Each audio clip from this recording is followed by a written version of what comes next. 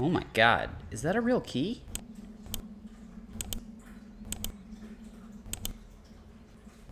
Oh shit, it is. How to submit a bug bounty.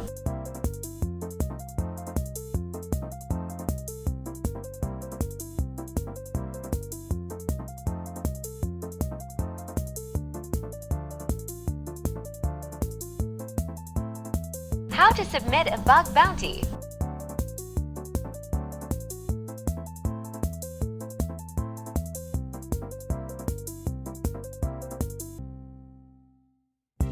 How to submit a bug bounty.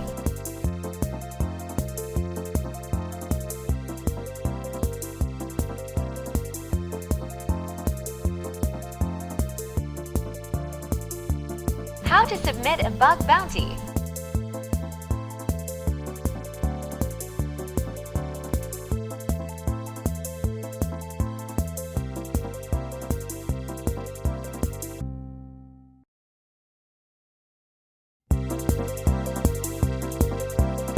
How to submit a bug bounty.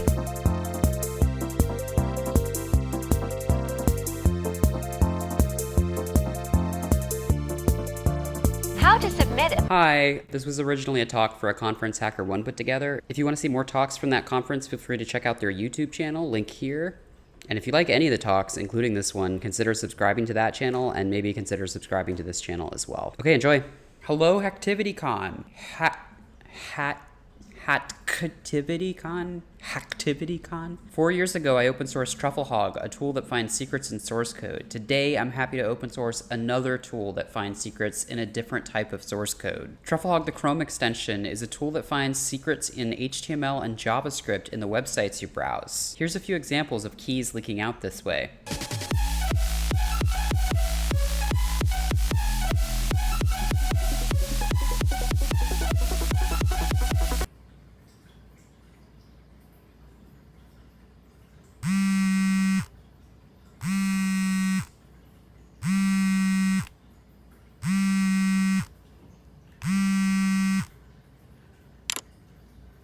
You want to start by introducing yourself?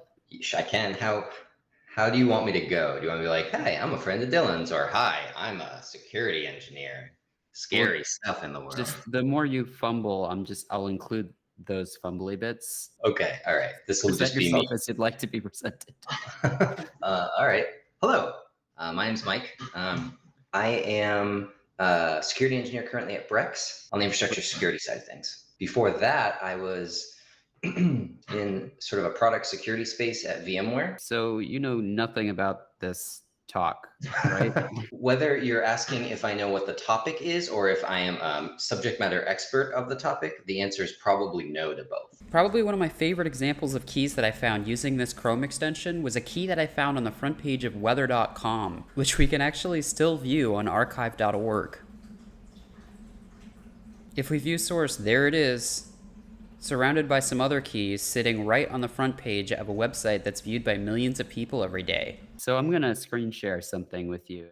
That's a key that of theirs, not belonging to me as like sort of a client or browser of the site, but something they accidentally kind of slipped in there that could probably be used for accessing something that we shouldn't. Here's another example of a Slack key that I found in the front-end JavaScript of a single-page application. So why is this so common? Why are keys making their way into the front ends of popular applications? The answer might surprise you. Many SaaS applications are actually built in a way that encourages front-end applications to contain keys in their JavaScript. Most of these keys aren't accidents and aren't in observable text blocks that are meant to be shared. They're actually being used by the JavaScript on the page. That's because APIs like AWS and Slack have architected themselves to be open to cross-origin resource sharing, inviting websites like weather.com to integrate with them client-side.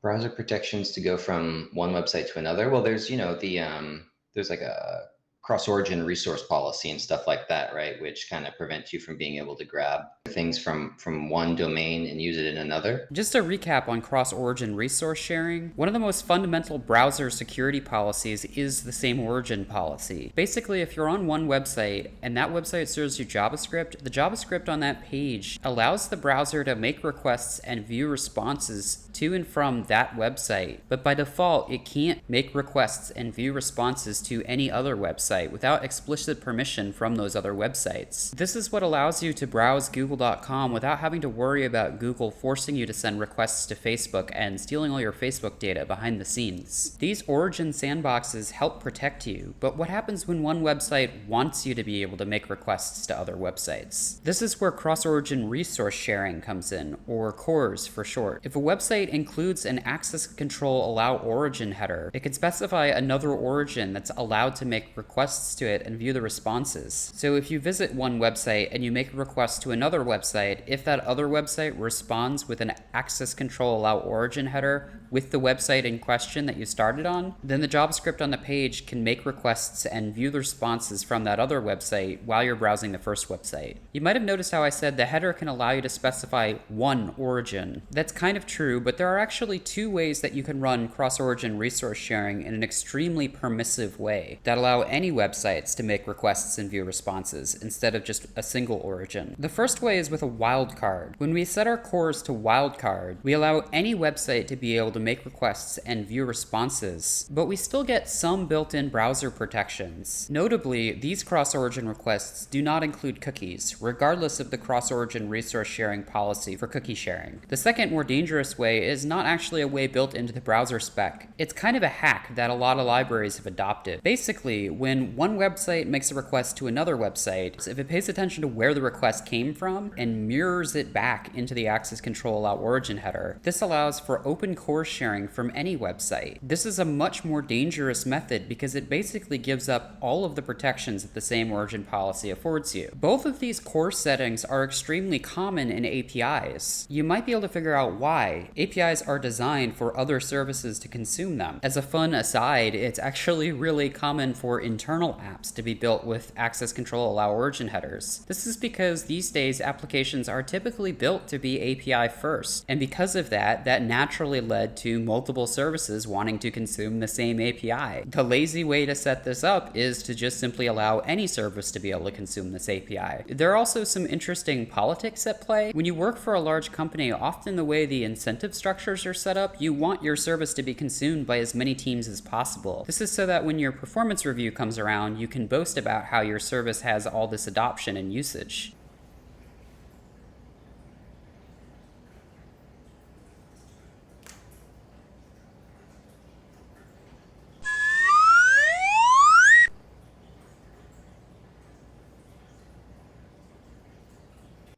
We just want to get as much adoption as possible because that looks good.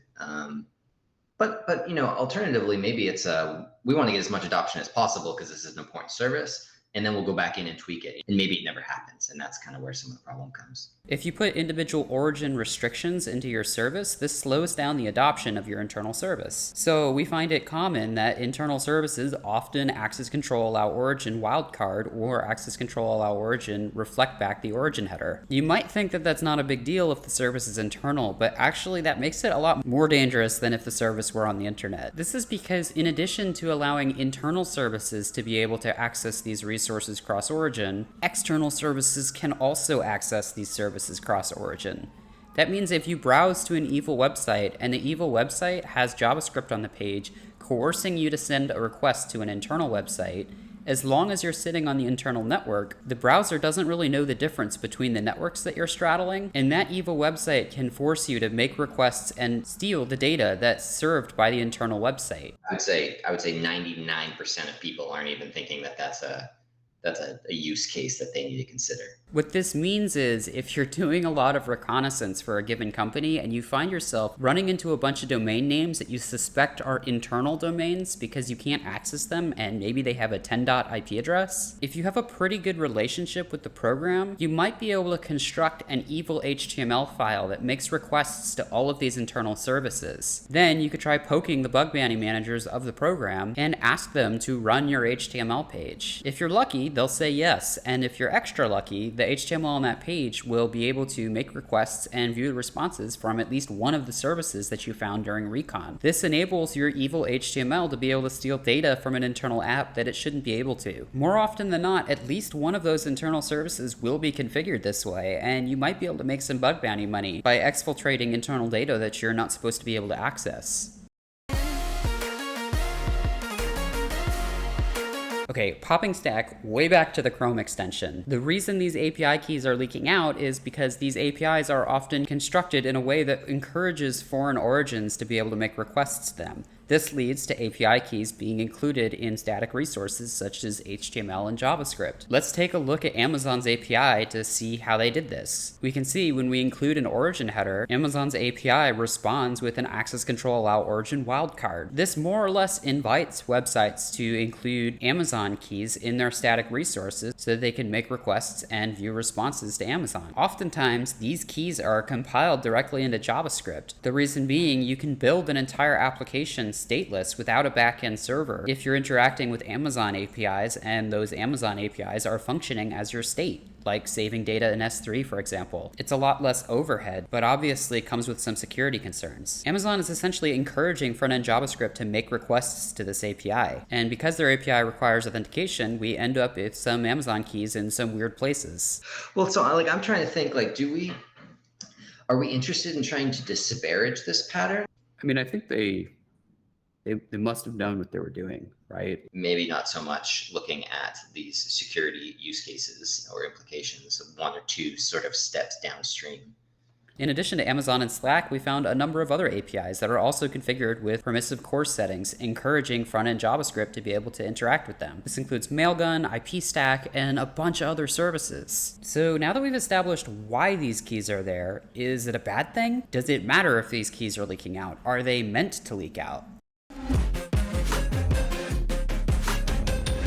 Well, I think the short answer is yes, it does matter.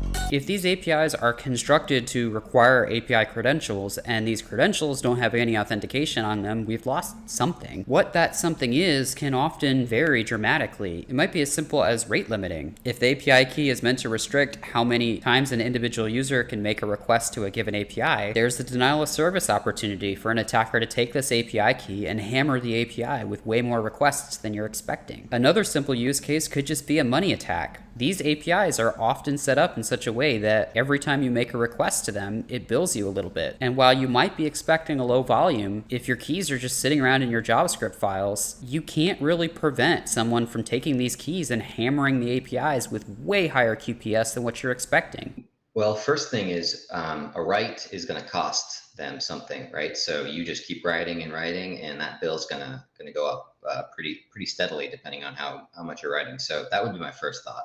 Maybe you're preparing for 1 or 2 QPS per second. An attacker could take that and jack it up to 1,000,000 QPS in a given second, and you could end up with a ginormous Amazon bill that you're not expecting. These are some of the light use cases for what you can do with these keys. Let's take a look at some examples that are more serious. It's very easy to over-permission an Amazon API key. Well, I'd say a third use case that I'd add on there is someone just sort of following directions, right? Where they looked up a Stack Overflow or something along those lines, and they just copy-pasted a set of permissions into the policy because they read it somewhere, and that's, it wasn't uniquely tailored to whatever it was that they were trying to do. It's also extremely common for a developer to do development with a key that has a certain set of permissions with the intent of scoping that key down after they roll it out in production. The problem becomes when the descoping never happens for one reason or another. That reason could be that the developer rolls off the project and someone else takes over without all the context, or it could be the developer just forgets or gets too busy and becomes distracted with another project. One specific example could be that you build a front end that's that's meant to interact with an SQS queue, and maybe you only want it to publish to a certain SQS queue and do nothing else. You could imagine problems with someone taking that key and publishing large volumes of data that you're not expecting onto that queue, but what if the key was accidentally scoped to also be able to read from SQS queues? Or what if the key was accidentally scoped to all SQS queues and it allowed the attacker to publish to different queues? We've seen both of these use cases pop up, and you can see from looking at the policy file why a developer might be tempted to overscope the key, at least while they're doing their initial development. Another really common use case that we've observed is a developer might end up using their own administrative key for their initial testing, and the administrative key might be able to do literally everything in the Amazon account. This is certainly the easiest way to develop the application. You don't have to worry about the permissions at all, and the developer just expects that at some point in the future they'll just figure out what the specific permissions are that they need and they'll descope the key. But they don't want to be slowed down in the meantime while they work on the application. Then that developer might leave the company, they might leave the team, they might end up just going on sabbatical. Another developer comes along and they don't have the context that the original key is fully administrative and needs to be descoped. So you end up with a fully administrative API key sitting in a JavaScript file that gets served without authentication to the public internet. Also, think back to the earlier example when I mentioned that there are internal applications that you can make requests and view the responses to. Many of those internal applications have more AWS keys than the external applications. This is because people assume the apps are internal and won't be able to be accessed. But if they're set up with permissive cores, an attacker can make a request and view the response to the JavaScript of the internal application and steal the Amazon key that's supposed to be able to make requests and view responses to Amazon.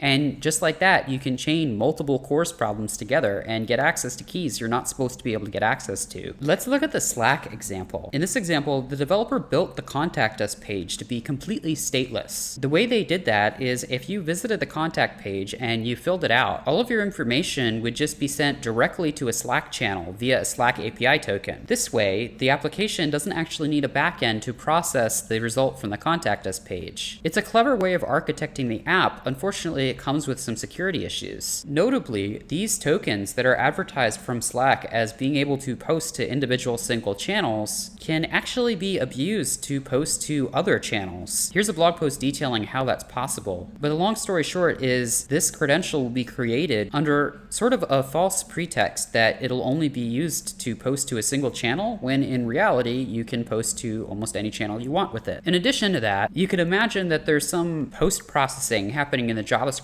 to structure the message a little bit. Well, obviously, if you extract the key out, you can override that post-processing and structure the message however you want, which could enable you to upload malicious attachments or do other nefarious things that the recipients of the Slack message aren't expecting. As single-page apps become more and more common, and as SaaS integrations to these single-page apps become more and more common, I think we can expect this trend to grow over time, that keys leak out in client-side applications. And I think this trend is unlikely to reverse. We can probably expect more and more single-page applications to leak out keys and credentials that traditionally we would expect to see in back-end application code. That's why the Chrome extension helps you identify these keys, so you can test out these use cases and figure out if there's security issues.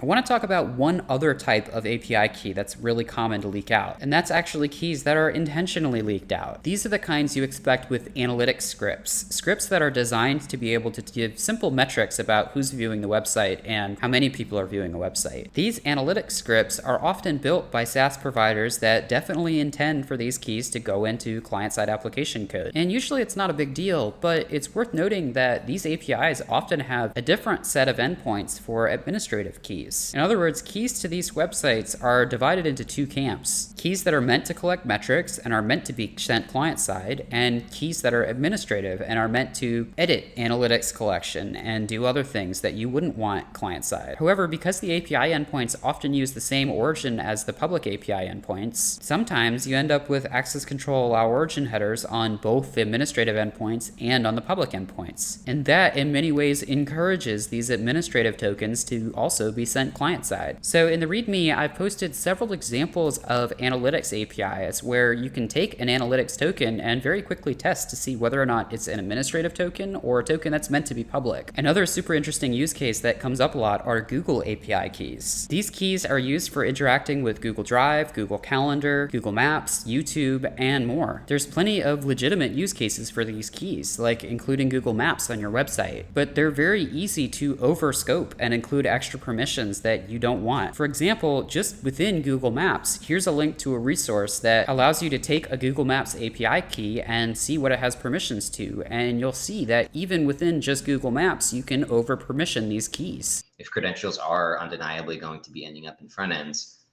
can we scope that down to be very specific on what it is that needs to be done?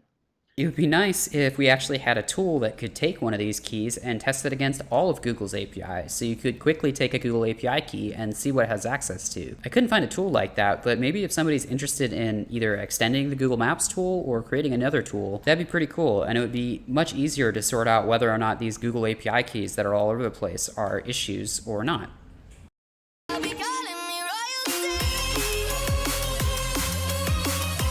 I also included a few more features that could help you find leaky keys. The first is an optional check for .git directories. It's really common for developers to accidentally expose their .git directory when they host a website. This is because the directory where they do their development out of often contains a .git directory, and often they'll just copy everything in the current working directory over to a web server, which of course includes the .git directory. There's a ton of blog posts explaining why this is so common and what the ramifications of accidentally leaking your .git directory are, but at a high level, it basically leaks all of your revision history for your project. You can find instructions on many of those blog posts for how to download all the contents of the .git directory. And then once you've downloaded it, you can actually run Trufflehog on that .git directory and search the application's backend code for secrets and credentials. Every single time I've looked through the Alexa 1 million for leaky .git directories, I've found hundreds of examples of websites that have their .git directories exposed. Here's an old DEF CON talk from a couple years ago about it. It's nothing new, but it seems like this problem isn't going away anytime soon. Similarly, I added a check for environment variable scripts. Just like the .git directory, sometimes developers will have environment variable scripts in their working directory when they copy all of their files over to their web server. And of course, environment variable scripts are going to have lots of secrets in them. The downside to these checks is when you check for .git directories and environment variable scripts, firewalls often detect this activity and block you. So you may want to be careful about how you use them. And if you see a bunch of 400 errors, then you probably have to turn off the .git directory and environment variable checks so that you can continue to test. Another interesting thing here is that since the advent of microservices, it's actually not uncommon to have .git directories several paths deep on a given website, and tools like dirsearch will often only search the root directory for .git and environment variable scripts, and this misses a lot of opportunities for leaky .git directories and environment variable scripts. So the Chrome extension will actually search the path of whatever you're currently browsing. That way, if a microservice is hosted on a path of a website that you're browsing, you'll be able to check that path as well for .git directories and environment variable scripts.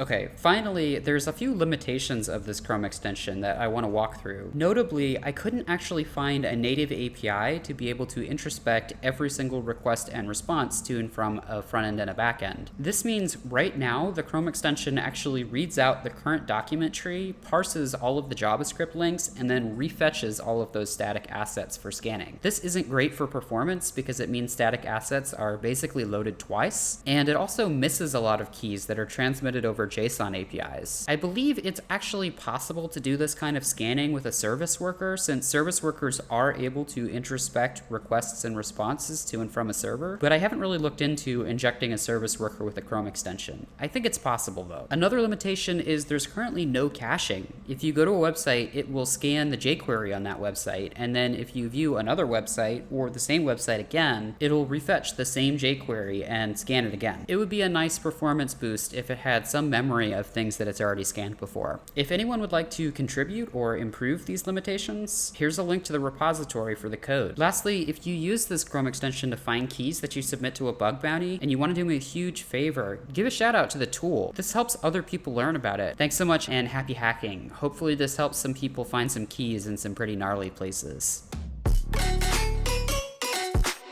Okay, quick epilogue here. I shot this footage later. Remember earlier in the video when I mentioned that you can still view the keys on weather.com that were remediated through archive.org? Well, it just dawned on me that you might be able to scan all of archive.org for all kinds of keys that were historically just leaked out in front ends and then committed over the top of. This is actually one of the main reasons I open sourced the original Trufflehog, was to go through and scan all of the old code in the repository that wasn't currently being checked for keys. So if you're testing a website, it might be interesting actually if you went through all the old versions of that website on archive.org with the Chrome extension. You can probably find some keys that are buried back there. And if you work at archive.org or know someone that works at archive.org, let's get in touch.